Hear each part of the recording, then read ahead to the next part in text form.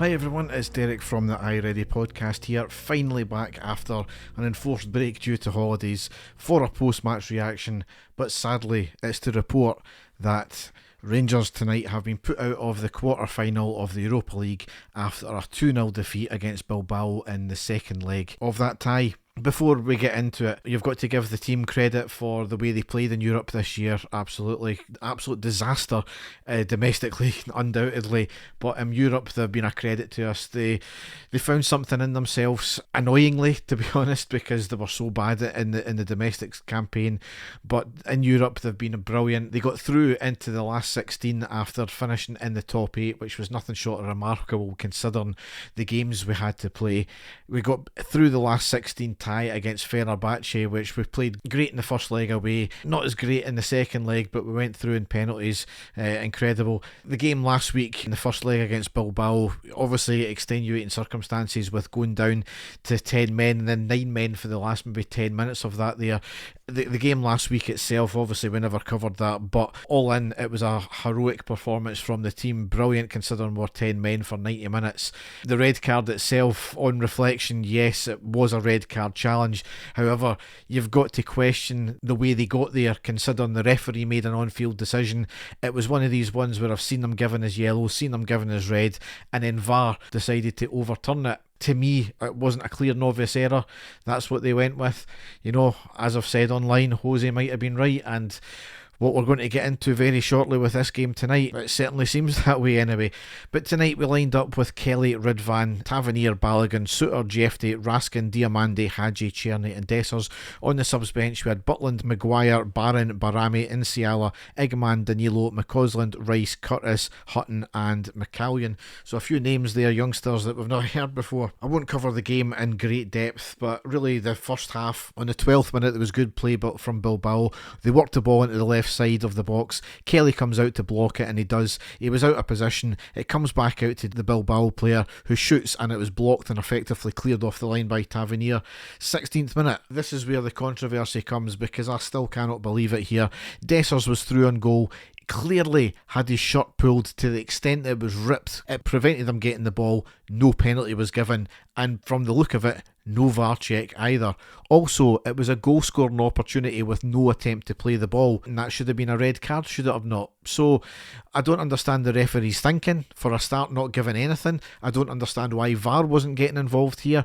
It was the most ridiculous decision I've ever seen. I mean, we've seen some ridiculous refereeing decisions of late, but this, you know, Scottish referees have been bad. I cannot believe this referee and the VAR team in this one here. As I said, Jose intimated when we beat Fenerbahce that UEFA want Bilbao to get to the final in Bilbao. Funnily enough, this was another clear one here.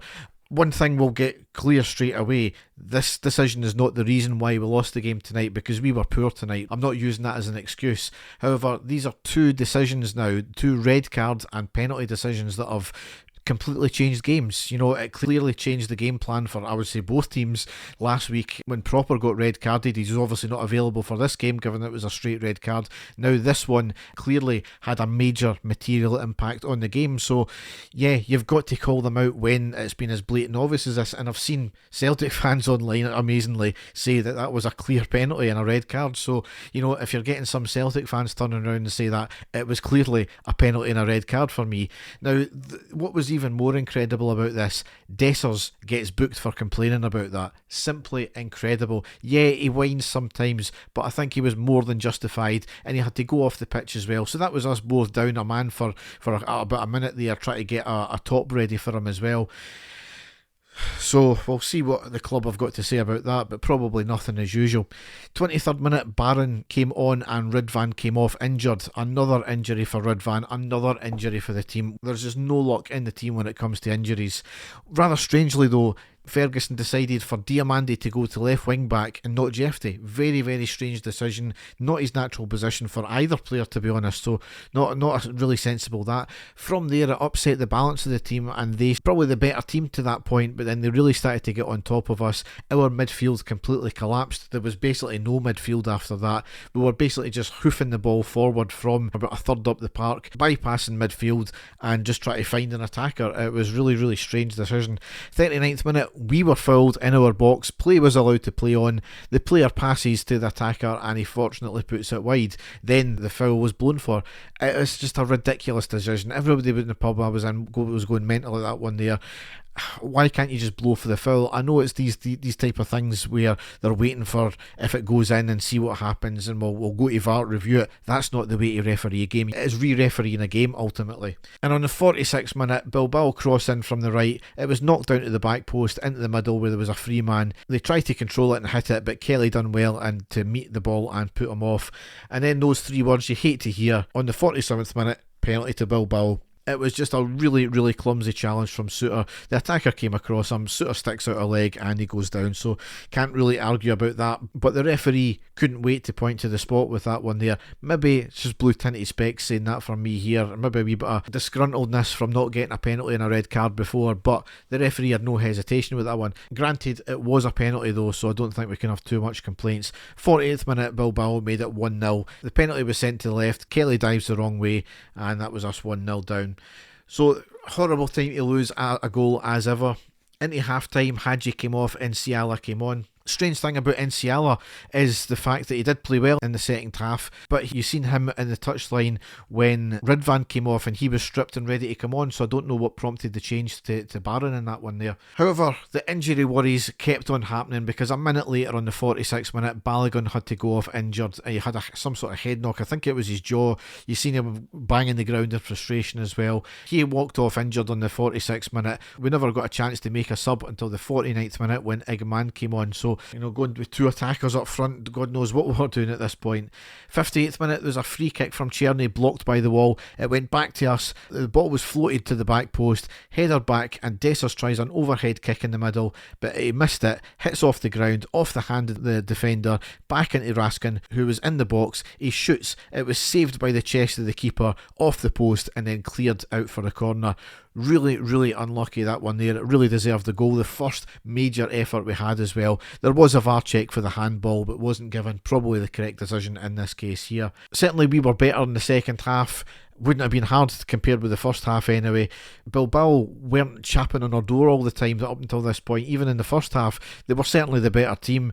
They had chances, but they put them wide. Our defence was actually really decent tonight as well. However, on the 80th minute, that defence broke down because they made it 2-0. We lost possession in their half. Really lazy from Dessers as well. The ball was worked to the right hand side, cross into the back post. Tavernier, as usual, caught in no man's land, allowed Williams Jr. to drift in and head it into the net right through Kelly. People saying Kelly should have maybe done a wee bit better. It was a powerful close range header at a difficult height. I'm not going to blame Kelly for that one at all. The bottom line is stop the cross and you mark your player, and none of that happens. The goal doesn't go in and you've still only a 1-0. How many times have we lost a goal, especially in Europe, because Tavernier doesn't mark? And what's frustrating is he was actually having quite a decent game tonight as well, up until that point. But it's these silly individual errors from him where he loses his man all the time, and it's what makes us lose goals. We've seen it time and time again. This really needs to be Tavernier's last season.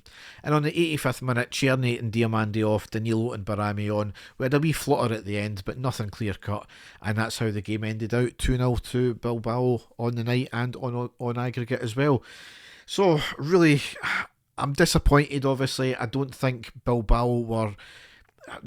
lived up to their hype over the course of the two legs. They were the better team, granted. In the first leg, you can't really take much out of it because they had the man advantage and then the two-man advantage for about 10 minutes as well. However, they were the better team tonight. But how many times did Kelly have to make a save? We had so many wasted balls. We sat off them too often. So many wasted set pieces, corners, free kicks, you name it. I haven't got my hopes up any time this season when we get a set piece because it's generally wasted. That's something that needs to be worked on for the next season, is we need a set piece coach in because clearly they're not working on it. So that leaves us with nothing to play for the rest of the season now. We've got to give the team credit for Europe. Domestically has been absolutely shambolic, absolutely. You don't sack managers, do you, if it was all sweetness and roses, but all we can hope for is that we get this takeover over the line. We get the manager in quick, smart, we get the background team that we need, and we really start focusing on next season and we work on it really, really quickly and we get the team in. So Not got a game this weekend. I can't remember when we're playing next, to be honest. I think it's the weekend after, but we'll get into that. Dave and I will finally be back with a main podcast this week. Obviously, as I said, a lot of holidays to deal with and other stuff. However, we'll be back with a post-match pod this week. We'll go over the last, I think it's 5 or 6 games, not in great depth because we don't have notes for most of them, so it'll be just quick summaries and we'll go over the news as well. So, all that's left to say is thanks for listening and goodbye.